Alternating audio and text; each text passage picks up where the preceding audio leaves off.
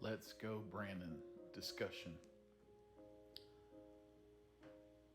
Chanting this is not what God would have us do, especially when our real meaning is this FJB. Not going to repeat it.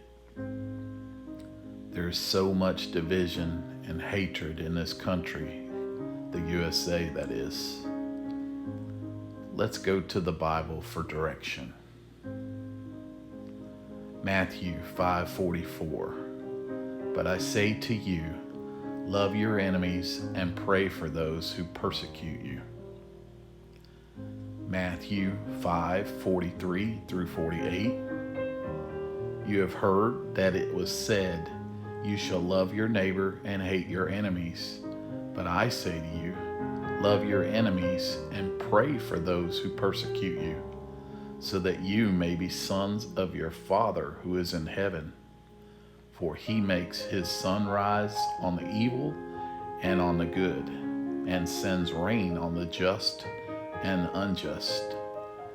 For if you lose those who love you, what reward do you have? For if you love those who love you, what reward do you have? Do not even the tax collectors do the same? What if you greet only your brothers? What more are you doing than others? Do not even the Gentiles do the same? Romans 13:1 through 14. Let every person be subject to the governing authorities, for there is no authority except from God, and those that exist have been instituted by God. Therefore, whoever resists the authorities resists what God has appointed, and those who resist will incur judgment. For rulers are not a terror to good conduct, but to bad. Would you have no fear of the one who is in authority? Then do what is good, and you will receive his approval, for he is God's servant for your good. But if you do wrong, be afraid, for he does not bear the sword in vain. For he is the servant of God, an avenger who carries out God's wrath on the wrongdoer.